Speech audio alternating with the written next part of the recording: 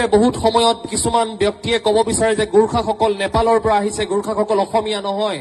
আমি এই পবিত্ৰ মজিয়াৰ পৰা ক'বলৈ বিচাৰিছো গোৰ্খাসকল আমাৰ অসমীয়া, গোৰ্খাসকল আমাৰ অসমৰ নতুন অসমীয়া। গোৰ্খাসকলে যিসমূহ তেওঁলোকৰ দাবী আছে এই দাবীসমূহ চৰকাৰে মানিব লাগিব। অসমৰ 126টা সমষ্টি আছে, 126টা সমষ্টিত গোৰ্খাসকলৰ প্ৰতিনিধি নাই।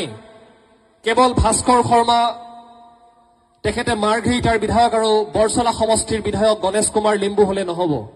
আমি বিচাৰো 126টা সমষ্টিৰ লগত বিধানসভাৰ মজিয়াটো গোৰ্খাসকলে যাতে দপদপাই থাকিব পাৰে, গোৰ্খাসকলৰ সমস্যা যাতে চৰকাৰক ক'ব পাৰে, চকুত চকুত হৈ ক'ব পাৰে, যাতে গোৰ্খাসকলৰ সমস্যাও যাতে সমাধানৰ বাট হ'ব পাৰে আৰু পৰিকল্পনা যুগুত হ'ব পাৰে, যাতে গোৰ্খাসকলে সদায় যে ৰাজপথত সংগ্ৰাম কৰিব এই কথাষাৰ কেতিয়াও মানি লোৱা নহব।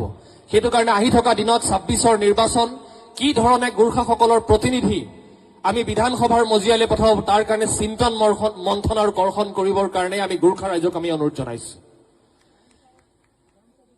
তাৰ সমানে সমানে এতিয়া আমি দেখিছো অসমত এটা জাতি আছে, যি জাতি এটা শৃংখলাবদ্ধ জাতি, বড়োসকল। বড়োসকলে যেতিয়া তেওঁলোকৰ সমস্যা হয় তেওঁলোকে সমস্যাসমূহ আজৰি আনিবৰ কাৰণে বড়োসকলে কিন্তু সদায় একেখন পতাকাৰ তলত একেটা আদৰ্শৰ কাৰণে কিন্তু বড়োসকল সকলো সময়তে একত্ৰিত হৈ থাকে। মই ভাবো গোৰ্খাসকলৰ যি ধৰণে যিবোৰ সংগঠন আছে, ছাত্ৰ সংগঠন, মহিলাসকলৰ সংগঠন, সাংস্কৃতিক সংগঠন, ৰাজনৈতিক সংগঠন, সকলো এক হ'ব লাগে।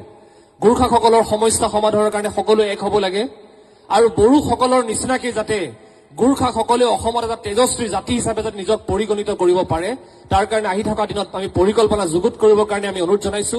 আমি এই মজিয়াৰ পৰাই ক'ব বিচাৰিছো গোৰ্খাসকলক যদিহে কোনোবাই ভাবিছে এটা সৰু জাতি, এমুঠিমান মানুহ আছে অসমত গোৰ্খা মানুহ, আমি ক'ব বিচাৰিছো যে গোৰ্খাসকল অকলশৰীয়া নহয়। আমি অসমীয়া মানুহ গোৰ্খাসকলৰ লগত প্ৰতিটো মুহূৰ্ততে আছিলো, প্ৰতিটো মুহূৰ্ততে আছো আৰু প্ৰতিটো মুহূৰ্ততে থাকিম। আমি ছাত্ৰ সন্থায়ো গোৰ্খা ছাত্ৰ সন্থাৰ লগত একেলগে বুকুত বুকু, কান্ধত কান্ধ আৰু হাতত হাত মিলাই আমি আগবাঢ়িম। সেইটো কাৰণে আমি সেই শক্তিটোক ক'বলৈ বিচাৰিছো, জুই লৈ নেখেলিবি ৰঙা চকু দেখুৱাই, সকিয়ে লৈ এই শেষবাৰ সূৰ্যৰ ফালে চাই সংগ্ৰাম কৰিবলৈ গোৰ্খাসকলৰো আছে অধিকাৰ। ধন্যবাদ। জয় আই অসম, জয় গোৰ্খা।